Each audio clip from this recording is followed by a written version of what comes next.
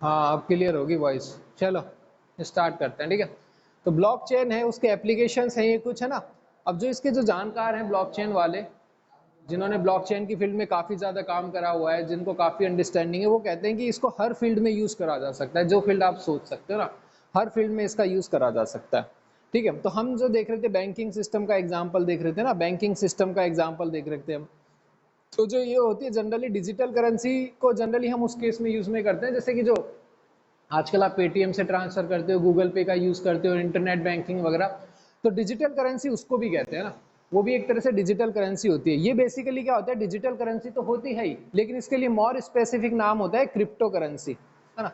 इसको हम बोलते हैं क्रिप्टो करेंसी, जो बिटकॉइन वगैरह हमने पढ़े थे, है ना। तो ट्रेडिशनल जो बैंकिंग सिस्टम है हमारा, वो तो होता है ये सेंट्रलाइज सिस्टम, हमने देखा था कि वो सेंट्रलाइज सिस्टम होता है। फिर हमने बात करी थी कि भाई अब एक नई तरह की करेंसी आजकल आने लगी, लाइक जैसे क्रिप्टो करेंसी होती है, जिसमें क्रिप्टोग्राफी का यूज होता है ना। होती वो भी डिजिटल करेंसी है, लेकिन उसमें क्या होता है, क्रिप्टोग्राफी का यूज होता है। उसमें जो होता है सेंट्रल अथॉरिटी वगैरह नहीं होती है ना। इसका एक एग्जांपल था बिटकॉइन, जो काफी पॉपुलर हुआ था ना। इस तरह की बहुत सारी क्रिप्टो करेंसीज है, देखो। तो अब देखो, एक तो एग्जांपल हमने ये देखा बैंकिंग सिस्टम वाला, हमने एग्जांपल देखा था। देखो इसका दूसरा एग्जांपल हो सकता है पोलिंग के अंदर, जैसे वोट वगैरह होता है ना, कहीं पे वोट्स वगैरह डालने जाते हैं हम पोलिंग में, तो वहां पर भी इसका यूज कर सकते हैं। तो वोट वगैरह जब डालने जाते हैं तो कई बार बहुत गड़बड़ हो जाती है वहां पर। जैसे हमने डाला वोट किसी और को, वोट गया किसी और को, है ना। हम तो वोट डालकर आ गए, लेकिन पीछे से जो है हमारे वोट जो है फाड़ दिए गए, या तो होता है कि जला दिए जाते हैं। ऐसी बहुत सी घटनाएं होती है ना गाँव के इलाकों में या दूर दराज के इलाकों में। वहां पर क्या होता है कि जैसे लोग वोट देने गए, लेकिन एक पार्टी का लोग, एक दो पार्टी होती है, तीन पार्टी होती है ना, अलग अलग पार्टी के लोग होते हैं। तो वहां पर किसी पार्टी को लगा कि भाई मैं तो यहाँ हारने वाला हूँ, तो वो क्या करेगा कि सारे के सारे वोट खराब कर देता है, जो उसको लगते हैं उनको जला देता है, फेंक देते हैं। ऐसे बहुत सारे केसेस होते रहते हैं ना। कई बार उनको चेंज करने की भी घटनाएं आती है कि चेंज कर दिया गया उनको, इस तरह की बहुत सारे इश्यूज आते हैं ना। तो मतलब बेसिकली एक तरह से सिस्टम में बहुत सारी कमियां हैं, लेकिन अगर ब्लॉकचेन का यूज करा जाए इस चीज में, तो हम इस पोलिंग को भी बहुत अच्छे से कर सकते हैं बिना किसी इसमें करप्शन के, है ना। इसमें कोई करप्शन नहीं होगा, कोई अल्टरेशन नहीं होगा। हमने देखा ही था कि ब्लॉकचेन में क्या होता है, इम्यूटेबल प्रॉपर्टी होती है कि चेंज नहीं कर सकते। जो भी ब्लॉकचेन में एक बार रिकॉर्ड में चला गया, ये देखा था हमने कि इम्यूटेबल होता है, कि एक बार जो भी रिकॉर्ड में चला गया उसको आप चेंज नहीं कर सकते उस चीज को। तो इसका मतलब है कि जिसने जो वोट दे दिया उसको चेंज नहीं करा जा सकता किसी भी कीमत पर, ठीक है। अगर मैंने किसी को वोट डाल दिया तो वो सेव हो जाएगा और उसको कोई भी चेंज नहीं कर सकता, ठीक है। तो इस तरह की चीजें आप यूज में कर सकते हो। तो अगर बाकी एप्लीकेशन और भी तरह से इसके एनहांस करे जा सकते हैं, ठीक है। तो एक तरह से पोलिंग में हमने देखा। फिर एग्रीकल्चर सेक्टर वगैरह में भी इसका काफ़ी यूज हो सकता है। जैसे किसानों का आजकल अपनी फसल बेचने में बहुत ज़्यादा प्रॉब्लम हो रही है ना, कभी उनको प्राइस वगैरह सफिशिएंट नहीं मिलती है। तो अगर उसका भी हम एक तरह से चेन बना दे, ब्लॉक चेन बना दे सारी सिस्टम की, तो उसको भी काफ़ी हद तक उनकी प्रॉब्लम्स को सॉल्व करा जा सकता है। इसी तरह हेल्थ केयर में भी इसका यूज़ हो सकता है ना। अब देखो स्पेंडिंग ऑफ पब्लिक मनी, तो जनरली जो मेन काम ये आ रहा है कि यहाँ पर कि जिसी तरह जो भी तरह की हम पब्लिक मनी स्पेंड कर रहे हैं जहाँ पर भी, वहाँ पर अगर इसका यूज़ करा जाए तो करप्शन को एलिमिनेट करा जा सकता है। आपने देखा है कि जितने भी तरह के करप्शन होते हैं वो कब आते हैं, कि जब पब्लिक मनी जो होती है वो स्पेंड होती है। पब्लिक मनी समझती हो, जो हम टैक्स वगैरह देते हैं ना। तो जैसे टैक्स वगैरह हम देते हैं, तो लोग होते हैं कई तरह के टैक्स होते हैं ना। एक डायरेक्ट टैक्स होता है, एक इनडायरेक्ट टैक्स होता है, एक इनकम टैक्स होता है, फिर अनडायरेक्ट टैक्सेस वगैरह, खूब सारे टैक्स होते हैं इस तरह से ना। तो सारे टैक्स मिलाकर एक तरह से आपका पब्लिक मनी बनती है ना। इधर आ जाता हूँ। तो वो सारी पब्लिक मनी जाती है गवर्नमेंट के पास में। गवर्नमेंट क्या करता है कि उसको स्पेंड करता है। जैसे कि अगर एजुकेशन में बजट बनता है तो पैसा अलोकेट होता है, एजुकेशन डिपार्टमेंट को इतना पैसा मिलेगा, हेल्थ डिपार्टमेंट में इतना पैसा मिलेगा। फिर एजुकेशन डिपार्टमेंट के पास पैसा आता है तो जनरली होता क्या है कि वो करप्शन की भेंट चढ़ता चला जाता है। जैसे जैसे वो नीचे तक पहुंचता है पैसा, वो जो है करप्शन की भेंट चला जाता है। तो यहाँ पर अगर हम ब्लॉकचेन का यूज करें तो उस करप्शन को एलिमिनेट करा जा सकता है पूरी हद तक, ठीक है। क्योंकि वही है कि एक बार जो चीज़ डिक्लेयर होगी कि यहाँ से इतना पैसा यहाँ पर आया, तो उतना पैसा यहाँ पर आई है, उसको बीच में चेंज नहीं करा जा सकता, ठीक है। और मिडिल मैंस वगैरह सब चीज़ों को अवॉइड कर सकते हैं, ठीक है। मतलब सोच सकते हैं, बहुत सारे सिनेरियोज हैं, सोच सकते हैं। उसके लिए काफ़ी टाइम लगेगा, बैठना पड़ेगा आपको, पूरा प्लान करना पड़ेगा आपको कि कैसे। पहले आपको ब्लॉकचेन को समझना पड़ेगा कि ब्लॉकचेन कैसे वर्क करता है। जैसे बैंकिंग सिस्टम का हमारा एग्जाम्पल है बिटकॉइन का, तो इस एग्जाम्पल को लेकर हमको समझना पड़ेगा कि ब्लॉकचेन कैसे काम करता है, ठीक है। ये एक एप्लीकेशन था उसका कि एग्जैक्टली कैसे। फिर हमको बैठकर थोड़ा सोचना पड़ेगा कि भाई हर फील्ड में, अगर जैसे मैं हेल्थ केयर में इसको लगाना चाहता हूँ तो कैसे लगा सकता हूँ ना, क्या क्या यूज कर सकता हूँ, क्या मेरे को पूरा प्लान करना पड़ेगा अपना, कैसे कैसे आपको ब्लॉक्स क्या क्या होंगे, है ना। तो ये सारा प्लान करा जा सकता है। तो बेसिकली अगर स्पेंडिंग ऑफ पब्लिक मनी होता है, जितने भी डिपार्टमेंट में हर तरफ पब्लिक मनी स्पेंडिंग होती है सभी डिपार्टमेंट्स में, तो वहीं से जो आपका रूट आता है करप्शन का, यहीं से आता है। तो अगर इसको हम यूज करें, ब्लॉकचेन को यूज करें, तो जो है करप्शन को पूरी तरह से एलिमिनेट करा जा सकता है। ठीक है, सोचना पड़ेगा अच्छे से हमको डीपली कि हाँ भाई कैसे पूरा सिस्टम बनाएंगे, क्या क्या करेंगे। लेकिन जो इसके जानकार हैं, जिन्होंने इस पर काफी काम किया है, वो क्या कहते हैं, देखो वो क्या कहते हैं, इसका एक और एप्लीकेशन देखो, लैंड रजिस्ट्रेशन रिकॉर्ड। ठीक है, तो ये एग्जांपल क्या है कि जैसे कि कोई भी प्रॉपर्टी वगैरह होती है ना, जैसे ये एनबीएफ स्कूल है, ये किसी की प्रॉपर्टी है, इसके बगल में कोई किसी का मकान है, वो किसी की प्रॉपर्टी है, उसके बगल में किसी का मकान है, वो किसी की प्रॉपर्टी है। तो कई बार क्या होता है कि कोई प्रॉपर्टी धोखे से कोई ले लेता है ना, कई बार कोई प्रॉपर्टी किसी की होती है तो कोई इस पर कब्जा कर लेता है, कई बार कोई धोखे से ले लेता है, कई बार जो उसका ऑनर है वो मर जाता है एक्सीडेंट वगैरह में, तो प्रॉपर्टी लावारिस पड़ी रहती है, तो उसको भी जो है लोग हड़प लेते हैं ना। जो सिस्टम में जो लोग हैं उनको पता चल जाता है तो वो उस पर अपना कब्जा जमा लेते हैं। लेकिन अगर ये सारी चीजें, ये सारे लैंड रिकॉर्ड्स है कि हर प्लॉट जो है किसके नाम पर रजिस्टर है, ये ऑनलाइन लिया जाए, है ना, ऑनलाइन ये सारा रिकॉर्ड कर दिया जाए। अब लेकिन ऑनलाइन रिकॉर्ड करने में भी ये दिक्कत है कि चलो ऑनलाइन रिकॉर्ड आपने कर दिया कि कौन सी लैंड किसके नाम है, और अब जो है कोई खरीद नहीं सकता ना उसको, अब कोई कब्जा नहीं कर सकता, क्योंकि ये रिकॉर्ड पर आ चुकी है ये चीज कि भाई ये प्रॉपर्टी इसके नाम है। लेकिन रिकॉर्ड भी क्या है, हमने देखा कि बैंकिंग की तो सेंट्रल अथॉरिटी थी, लेकिन बैंकिंग भी करप्ट हो सकती थी, सेंट्रल अथॉरिटी भी करप्ट हो सकती थी। तो ये जो लैंड रजिस्टर रिकॉर्ड्स है, ये जहां पर भी डिजिटल फॉर्म में स्टोर है, वो चीज भी, ऑर्गेनाइजेशन भी करप्ट हो सकती है ना।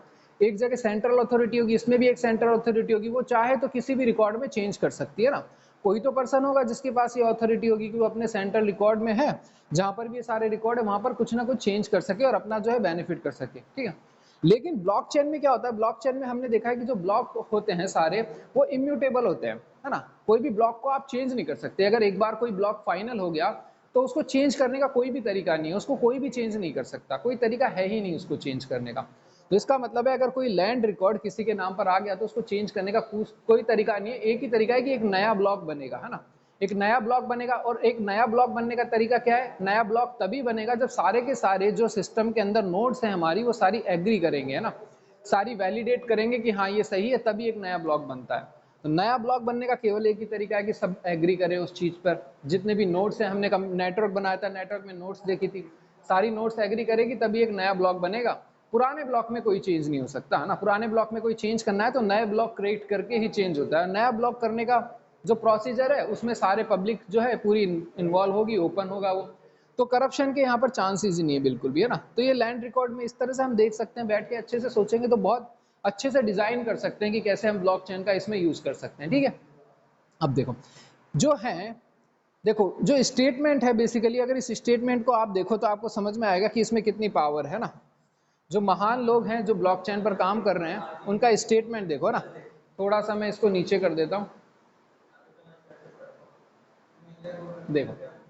अब देखो स्टेटमेंट क्या है, स्टेटमेंट ये है कि ब्लॉकचेन, है ना, blockchain has potential, blockchain has potential to change the way this world has been working for centuries. मतलब ये कह रहा है कि ब्लॉकचेन में वो पोटेंशियल है जो उस तरीके को चेंज कर सकती है जो तरीका सदियों से वर्ल्ड में चलता चला आ रहा है ना। जिस तरह से जो संसार है हमारा, वर्ल्ड है, जिस तरह से चल रहा है, जिस मेथड पे चल रहा है ना, जो उसने अडॉप्ट करा हुआ है, उसको चेंज कर सकता है। ब्लॉकचेन में ये टेक्नोलॉजी है, ब्लॉकचेन ऐसी टेक्नोलॉजी है, उसमें ये क्षमता है कि सदियों से हम जिन रास्तों पर चल रहे हैं वो रास्ते हम चेंज कर सकते हैं यहाँ पर।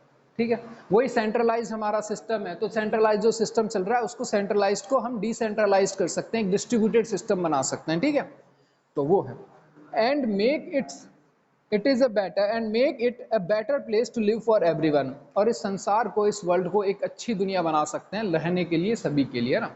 अभी क्या है, अभी जो अमीर लोग हैं जिनके पास पैसे हैं वो अच्छे से सर्वाइव कर रहे हैं, मिडिल मैन है हमारे जैसे वो भी सफ़र कर रहे हैं, और जो लोअर क्लास के लोग हैं जिनके पास नहीं वो तो भयानक ही सफ़र कर रहे हैं। तो ये सबके लिए एक अच्छा वर्ल्ड नहीं है, सबके लिए रहने के लिए। लेकिन अगर ब्लॉकचेन आ जाती है तो एक ट्रांसपेरेंट सिस्टम बन सकता है ना। देखो क्या क्या ब्लॉकचेन में एडवांटेज हो सकते हैं ना। देखो यहाँ पर मैंने ब्लॉकचेन के एडवांटेज लिखे हुए हैं, क्या क्या एडवांटेज है। डिसेंट्रलाइज्ड है, हो ही गया ना,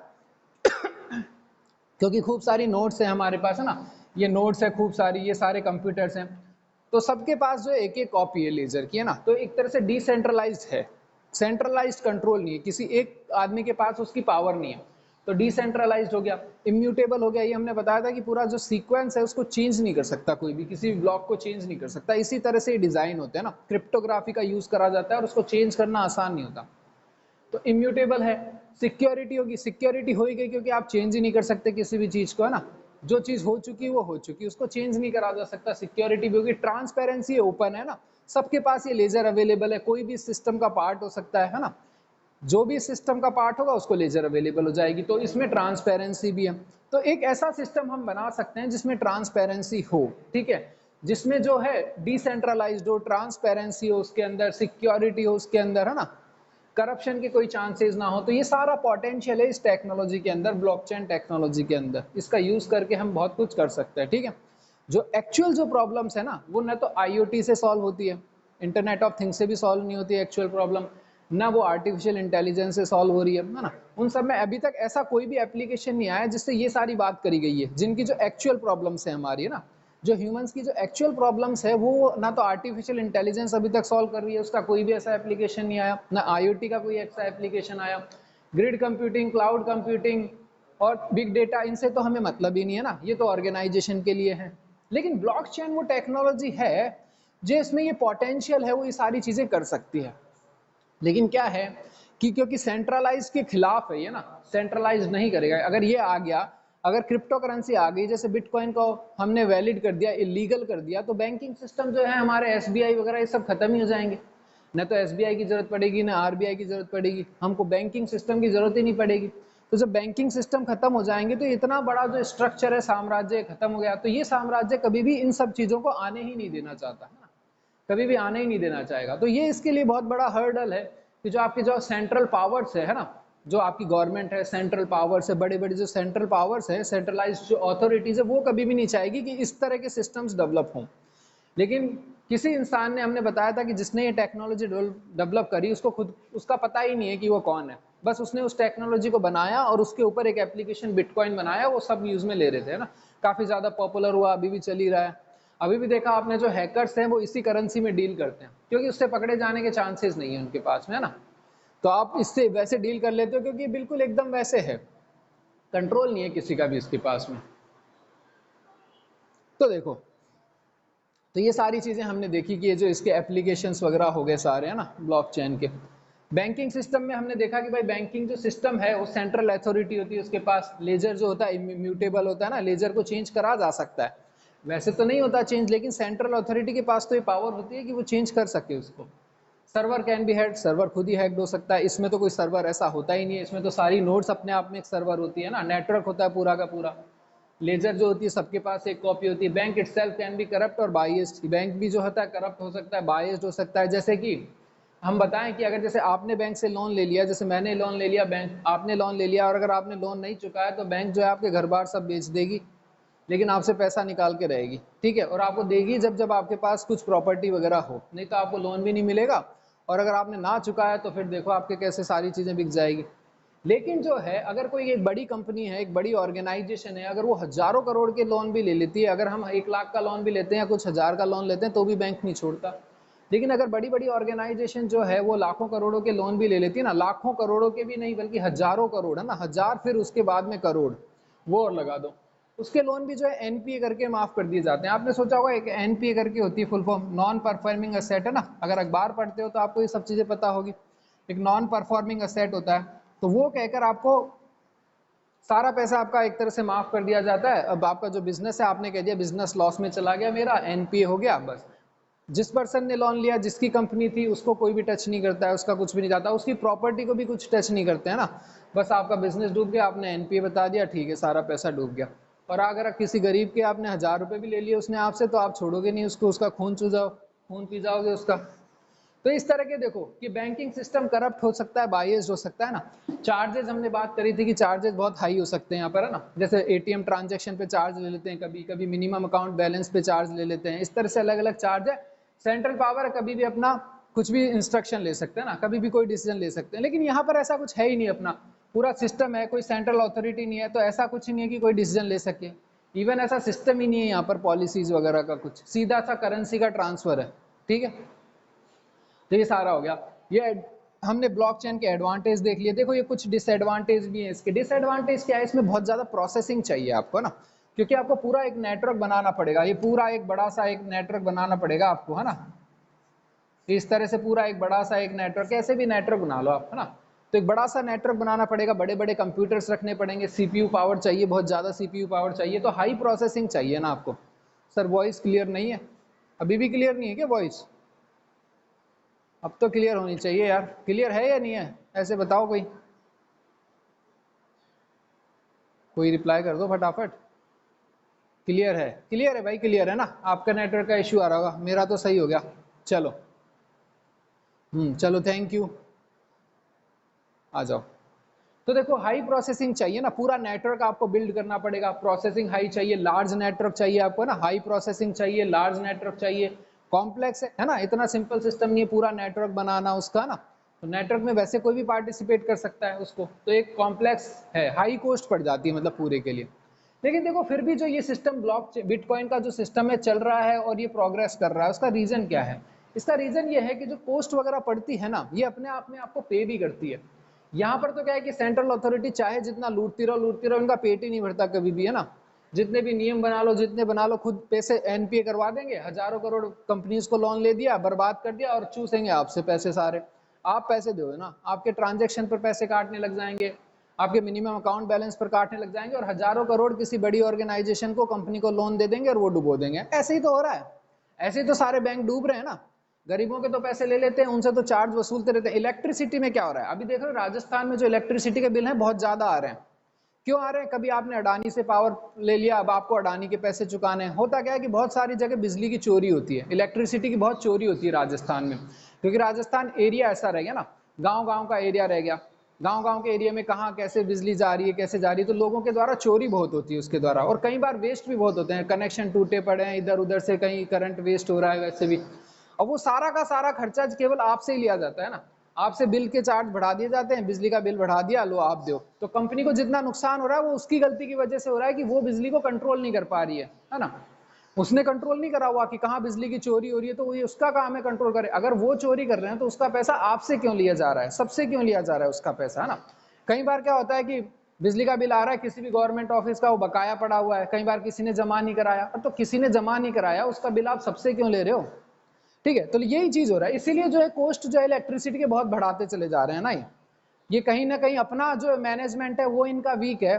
कहीं जगह बिजली वेस्ट हो रही है, कहीं जगह बिजली का बिल जमा नहीं हो रहा है, कहीं जगह फालतू वेस्ट हो रही है। ऐसे इनके बहुत सारे जो इन्होंने गलतियां करी हुई है, और उन गलती का हर्जाना ये आपसे भुगतते हैं कि आपसे बिजली का बिल ज्यादा बढ़ा कर दे देते हैं, कभी किस नाम पर, कभी किस नाम पर, कभी ये चार्ज, कभी वो चार्ज। और यार तो ये सारी जो है इन सब चीजों की कमियां हैं। ठीक है, अब ये देखो हमने देखा कि इलेक्ट्रिसिटी, यहाँ पर मैंने एग्जाम्पल नहीं लिखा, चलो कोई नहीं, इसका एक एग्जाम्पल और वो है, इसका एक एग्जांपल ये भी है कि आप इलेक्ट्रिसिटी डिस्ट्रीब्यूशन में भी इसको यूज में ले सकते हो, है ना। यहाँ पर मैंने मेंशन नहीं करा, लेकिन इसका एक एग्जांपल ये भी है कि आप इलेक्ट्रिसिटी डिस्ट्रीब्यूशन में भी ब्लॉकचेन का यूज कर सकते हो। ठीक है, तो ऐसे बहुत सारे एग्जांपल हो सकते हैं ना। जितना आप इसका एप्लीकेशन यूज करोगे ना, उतने एप्लीकेशन इसके बढ़ते चले जाएंगे, उतने दिमाग में आते चले जाएंगे। तो ऐसे बहुत सारे हो सकते हैं। तो ये ओवरऑल आपकी बहुत बड़ा सॉल्यूशन है आपकी हर प्रॉब्लम्स का। ठीक है, तो अब ये देखो कि हाई कॉस्ट होने के बाद भी जो है ये सर्वाइव करता है, क्यों? क्योंकि यहाँ मैंने बता दिया इनका पेट ही नहीं भरता कभी भी। अब देखो क्या ऐसे है कि ये कैसे पैसे कमाता है, ये वाला देखते हैं, है ना। और कैसे है, एक दो पॉइंट और है इसमें, बस वो मैं बता देता हूं आपको।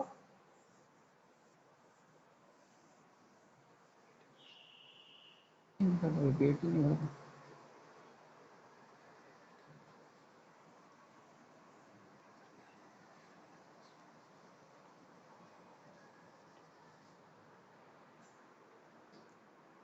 देखो एक तो चीज मैंने कही कि जो ब्लॉक्स हैं, ऊपर आ जाते हैं थोड़ा सा। ठीक है, एक तो ये है कि ये जो है चेंज नहीं कर सकते आप, है ना। तो आप ये देखो जो बता रखा है, ऐसे बहुत अलग अलग चीजें है ना। एक ये ब्लॉकचेन टेक्नोलॉजी को इंप्लीमेंट करने के अलग अलग एप्लीकेशन है, एक बिटकॉइन है, ऐसे बहुत सारे हो सकते हैं ना। क्रिप्टो करेंसी भी बहुत सारी आ चुकी है। देखो एक सिनेरियो ये है कि जो ब्लॉक्स होते हैं ना, इसमें क्या रहता है, ब्लॉक्स को दो पार्ट्स में डिवाइड करते रहते हैं। ये तो पार्ट होता है आपका हेडर, है ना, और ये पार्ट होता है आपका डेटा। जो हेडर होता है उसको सारी नोड्स एक्सेस कर सकती है ना, ये सारी नोड्स जो है इसको एक्सेस कर सकती है, विजिबल होता है सभी के लिए। जैसे एक आपका ब्लॉक है, फिर ये दूसरा आपका ब्लॉक आ गया, फिर ये तीसरा ब्लॉक आ गया, इस तरह से। तो ब्लॉक जो होता है उसके दो पार्ट होते हैं, एक हेडर पार्ट होता है, एक आपका डेटा पार्ट होता है। ये जो होता है ये अवेलेबल होता है, सभी इसको एक्सेस कर सकते हैं, देख सकते हैं इस इन्फॉर्मेशन को, है ना। पर ये जो होता है आपका क्रिप्टेड होता है ना, इसको केवल इसका ऑनर ही देख सकता है और कोई नहीं देख सकता इसको, है ना। ये आपका बेसिकली एनक्रिप्टेड होता है। तो ये दो पार्ट होते हैं बस इसमें। ये एक और चीज बता रखी थी इसमें, बुक के अंदर थी तो मैंने आपको बता दी वाली चीज।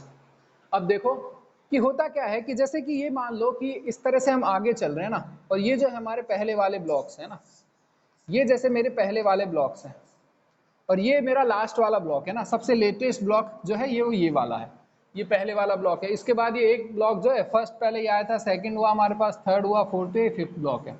अब देखो होता क्या है कि जो ये लास्ट वाला ब्लॉक है ना, इसके अंदर क्या रहता है, लास्ट वाले ब्लॉक में प्रीवियस ब्लॉक की हैश वैल्यू स्टोर रहती है। लास्ट वाले ब्लॉक में प्रीवियस ब्लॉक की हैश वैल्यू रहती है, और इस वाले में इस वाले की रहती है, इस वाले में इस वाले की रहती है, इस वाले में इस वाले की रहती है। हैश वैल्यू क्या होती है कि ये जो ब्लॉक है ना, इसकी इस ब्लॉक से एक नंबर निकल कर आता है। हैश वैल्यू का मतलब होता है एक नंबर होता है ना। नंबर कोई सा भी हो सकता है ना, एक बहुत बड़ा नंबर होता है। हम मान के चलते हैं कि सपोज 1 2 3 4 और 5 6 और इस तरह से कोई सा भी एक बहुत बड़ा एक नंबर होता है ना, वो इसकी हैश वैल्यू होती है इस ब्लॉक की। मतलब एक मेथड होता है, एक एल्गोरिथम होता है, उससे इस ब्लॉक को जब पास करवाते हैं उस मेथड में से, तो वो एक नंबर रिटर्न करता है, वो इसकी हैश वैल्यू होती है। अगर इस ब्लॉक में कुछ भी चेंज हुआ ना, छोटा सा भी चेंज, तो ये जो हैश वैल्यू है ये चेंज हो जाती है। ये नंबर जो अगर दोबारा कैलकुलेट करोगे ना एक मेथड से, तो ये जो है नंबर चेंज हो जाता है। इसका मतलब अगर इसमें किसी भी तरह का कोई भी चेंज हुआ तो ये आपका नंबर जो है चेंज हो जाता है। तो इसीलिए क्या होता है कि अब ये हैश वैल्यू है ना इसमें रहती है। अब अगर आपने इस ब्लॉक को चेंज करा किसी तरह से, तो इसमें क्या होता है, प्रीवियस ब्लॉक की हैश वैल्यू है, तो जैसे ही आपने इसमें चेंज करा तो ये हैश वैल्यू चेंज हो जाती है आपकी, है ना। क्योंकि ये जो पार्ट रहता है आपका एनक्रिप्टेड रहता है, हैश वैल्यू वाला, ये आपका हैश वैल्यू वाला एनक्रिप्टेड रहता है। तो अगर आप इसको ब्लॉक को इसको डिक्रिप्ट करोगे और हैश वैल्यू को चेंज करने की कोशिश करोगे ना, तो ये जो है ये कैलकुलेट होकर नहीं आती है, ये दूसरी हैश वैल्यू आ जाती है। तो इसका मतलब है कि ये जो आपने क्रिएट किया वो करप्टेड है ना। इसका मतलब आपने चेंज करने की कोशिश करी तो वो चेंज नहीं होता। और फिर अगर चलो आपने कर भी दिया, आपने ऐसा क्रिप्टोग्राफिक एल्गोरिथम लगा दिया, आपने ब्रेक कर लिया, आपको पता चल गया कि इस ब्लॉक की हैश वैल्यू क्या है, और आपने एक नया ब्लॉक बना दिया, पुरानी हैश वैल्यू वापस इसमें डाल दी, तो आपको सेम ही चीज इसके लिए भी करनी पड़ेगी, इसके लिए भी करनी पड़ेगी, ऐसे बहुत सारी चीजें आपको करनी पड़ेगी, है ना। तो आपको अगर आपको वास्तव में अगर ब्लॉकचेन में कोई किसी ब्लॉक को चेंज करना है, तो उसका प्रोसीजर ये होता है कि अब तक जितने भी ब्लॉक्स हैं, मिलियंस ऑफ बिलियंस ऑफ जितने भी ब्लॉक्स क्रिएट हो चुके हैं ब्लॉकचेन की हिस्ट्री में, सब में चेंज करना पड़ेगा, और हर नोड पे चेंज करना पड़ेगा। जितने भी नोड है सबके पास एक एक लेजर है ना, जितनी भी नोड्स है सबके पास एक एक लेजर है। हर लेजर में जितने भी ब्लॉक्स हैं, same he number of blocks है, सेम ही लेजर है, लेकिन हर लेजर में चेंज करना पड़ेगा सभी ब्लॉक्स को। वो कंप्यूटेशनली पॉसिबल नहीं है कि एक ही टाइम पर सब में इतना चेंज हो सके, और जो कि ये कंप्यूटेशनली पॉसिबल नहीं है, इसका मतलब जो है इसको चेंज नहीं करा जा सकता इस सीक्वेंस को ना। तो ये सीक्वेंस ऐसे ही रहता है। तो ये इसीलिए कहते हैं कि ब्लॉकचेन में कोई चेंज नहीं होता। अगर आपको कुछ भी चेंज करोगे तो इसमें कोई चेंज नहीं होगा, एक नया ही ब्लॉक आपको, ये पहले वाला ऐसा ही रहेगा। अगर आपको चेंज करना है तो एक नए ब्लॉक में चेंज करो आप, कि हाँ भाई पिछले ब्लॉक में ये गलती थी तो ये वाली आप करेक्ट कर रहे हो ना। वो कब होगा, जब आप सारे वैलिडेट करेंगे उसको, सारी नोट्स जब उसको वैलिडेट करेगी तो ही पॉसिबल है वो। तो ये तो बात हो गई कि भाई ये चेंज नहीं हो सकता, इम्यूटेबल है ना। तो दूसरी चीज हम देखते हैं कि देखो माइनर्स जो हैं, अब इसमें थोड़ा सा 5 मिनट का कितना बचा है हमारे पास, 5 मिनट बची है, 4-5 मिनट। अब देखो इसमें पैसा कैसे कमाते हैं बिटकॉइन में ना, कि जो माइनर्स है ये काम क्यों करेंगे बिटकॉइन। अगर मान लो मेरे पास ये नोड है ना, ये नोड है, ये अलग अलग नोड्स है ना, तो ये नोड्स जो है बेसिकली कोई आदमी है मेरे जैसा, कि मैंने जो है अपने कंप्यूटर सिस्टम बड़ा सारा अपना इस्टेब्लिश कर लिया, और मैं जो ही इस नोड का पार्ट हो गया ना, मैंने ये नोड बना ली, मैं इस नोड का पार्ट हो गया। तो अब मुझे क्या फायदा कि मान लो अगर कोई पर्सन आया, मैं एक कंप्यूटर हूं, मुझे कोई ट्रांजेक्शन करनी है ना, मैं एक कंप्यूटर, मुझे कोई ट्रांजेक्शन करनी है, या फिर कोई ब्लॉक आ रहा है ना, कोई ट्रांजेक्शन क्या होती है, एक ब्लॉक आता है। तो जैसे एक नया ब्लॉक आ रहा है, जैसे मैं हूं, मैंने ट्रांजेक्शन करी तो एक ब्लॉक बना, एक ब्लॉक इस नेटवर्क में आया। अब ये नेटवर्क में सभी नोड्स के पास जाएगा, अगर ये वैलिडेट होता है तो ये लेजर में अपडेट हो जाएगा सभी के पास में, है ना। तो बात ये है कि इन कंप्यूटर्स को क्या फायदा ये क्यों कर रहे हैं ये काम, इनको क्या फायदा? इनको फायदा ये है कि जब भी आप ट्रांजैक्शन करोगे तो एक मिनिमम अमाउंट ऑफ फीस जो है वो इनको मिल जाती है। तो जैसे अगर आपने जैसे 1000 बिटकॉइन में अगर ट्रांसफर करा ना, 1000 बिटकॉइन आपने प्रोसेस करे तो आपसे बहुत कम फीस लेता है ना। आप ये कह सकते हो कि शायद 1 या फिर 0.1 करके या फिर 0.01 करके ऐसे बहुत कम फीस आपसे चार्ज करता है, इसकी जो फीस होती है बहुत।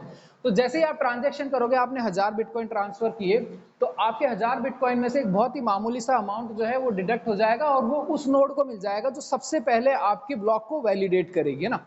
ये सारे के सारे वैलिडेट करने में लग जाएंगे जैसे ही आपने ट्रांसफर करा। जो नोड सबसे पहले वैलिडेट कर देगी आपके ब्लॉक को, उसको आपके अमाउंट में से थोड़ा सा अमाउंट करके उसको मिल जाएगा और फिर आपका काम हो जाएगा। बैंक भी चार्जेस व्हील करते हैं, तो यहाँ पर भी एक थोड़ी सी आपको छोटी सी, बहुत ही कम, है ना। बैंक के चार्जेस तो बहुत हाई होते हैं, यहाँ पर बहुत कम आपको फीस देनी पड़ती है। और इस तरह से जो है ये सर्वाइव करते हैं और ये नेटवर्क चल ही रहा है, इसका मतलब ये बहुत अच्छे से चल रहा है, ठीक है। तो ये आपका बिटकॉइन हो गया। मैं आपको देखो पिक्चर शो कर देता हूँ ना, बुक की बुक में कौन सी पिक्चर है, आपको थोड़ा सा समझ में आ जाएगा।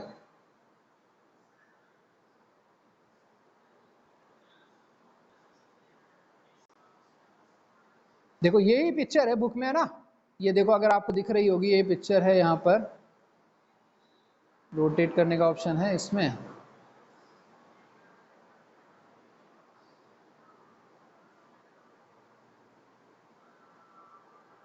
ऑटो रोटेट,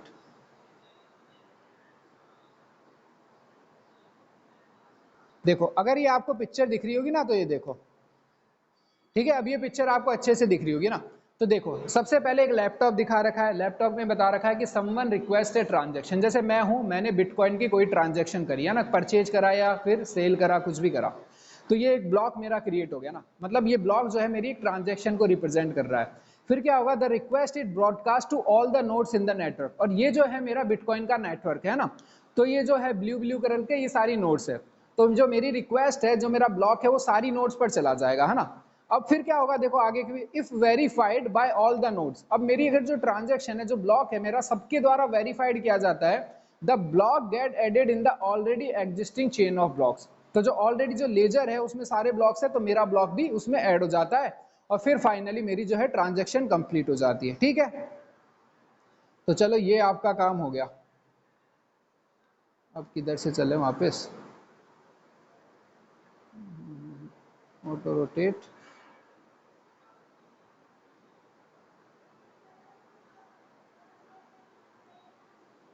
ठीक है। तो ये आपने देख लिया, ब्लॉकचेन हो गया ना। अब देखो इसी तरह से जो होता है क्या है कि अगर जैसे आपको लैंड रजिस्ट्रेशन रिकॉर्ड्स है ना, वही वाला अपन एग्जाम ले लेते हैं, लैंड रजिस्ट्रेशन रिकॉर्ड्स वाला।